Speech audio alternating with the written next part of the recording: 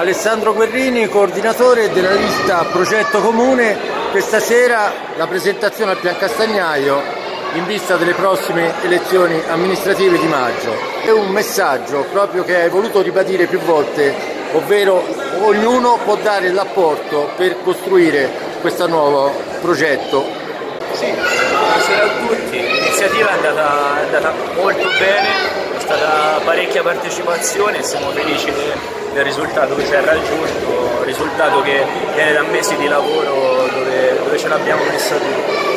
Si è deciso di svolgere questa iniziativa, di svolgere questo percorso applicando in maniera chiara e trasparente i principi della democrazia, cercando di mettere in piedi un soggetto inclusivo che possa cercare di rispondere alle esigenze della comunità e di interfacciarsi con le esigenze della comunità e diventare un giorno, perché no, un vero e proprio punto di riferimento per la comunità stessa. Abbiamo deciso di strutturare l'operato e il nostro percorso dividendo l'attività amministrativa in vari gruppi di lavoro, ognuno facente riferimento ad una specifica area dove ogni singolo cittadino decide di partecipare e dare il proprio contributo. Abbiamo cercato di fare questo per cercare di dare un carattere di capillarità al nostro progetto, perché non tutti i cittadini riescono ad esprimersi come vogliono. Ci sono anche, penso, delle persone timide che magari vorrebbero dare il proprio contributo, ma per una questione, diciamo, personale non riescono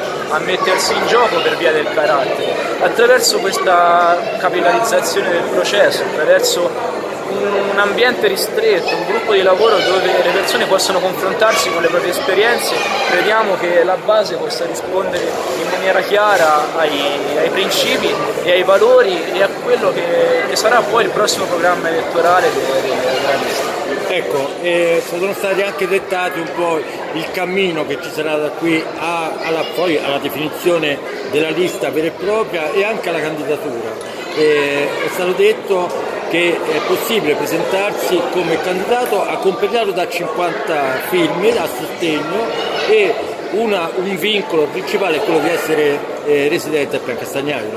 Questo è un po' il punto principale, no? Allora, sì, abbiamo cercato... Entro febbraio, no? Se ricordo bene. Allora, abbiamo elaborato un documento contenente dei valori e dei principi fondamentali ai quali abbiamo deciso di ispirarci nelle nostre attività di questi mesi.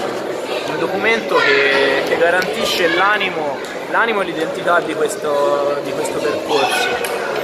Il percorso è di natura civica, ma deve ispirarsi a dei chiari concetti e dei vari principi che noi riteniamo fondamentali, i principi della Costituzione, come per esempio la solidarietà, l'uguaglianza, il rispetto della tutela dell'ambiente e del lavoro, ma anche aspetti più legati al territorio, come l'importanza delle contrade, il ruolo che svolgono come volano di sviluppo della comunità, come forma di educazione anche delle nuove generazioni che decidono di affacciarsi alla vita di Piancastagnaio.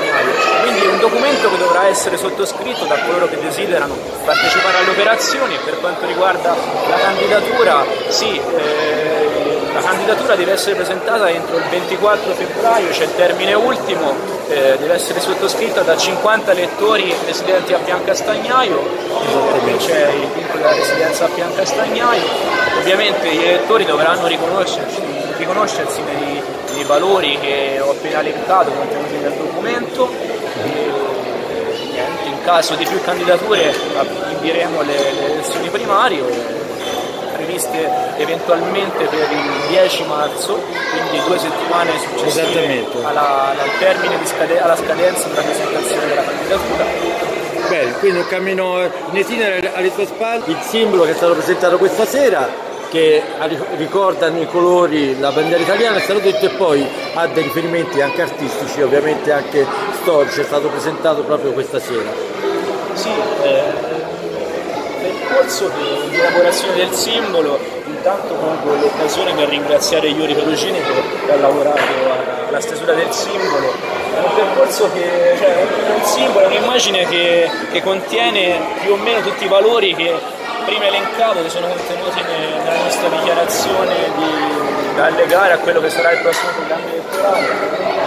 L'estemizzazione del lavoro fatto da Pellisto da Volpedo, un pittore che rappresenta il quarto stato, il proletariato che scende in piazza per riprendersi i propri diritti e ci siamo immedesimati in queste immagini perché crediamo fortemente in ciò che facciamo, crediamo nelle azioni che faremo da domani in poi. Oggi ci siamo aperti alla comunità e saremo a disposizione della comunità nei prossimi mesi cercando di mettere in campo un'alternativa valida, un'alternativa vincente, perché crediamo fortemente che Pian Castagnaio in questo momento abbia bisogno della freschezza dei giovani, dell'esperienza dei meno giovani che riescano a formare, perché il bisogno principale è la formazione di un processo di formazione di una nuova classe dirigente a Pian Castagnaio, una nuova classe dirigente che riesca a gestire la situazione, che ci tiene alla vita di questo paese, che ha respirato l'aria di questo paese, ha frequentato ciò che è bello in questo paese, perché c'è davvero tanto bello,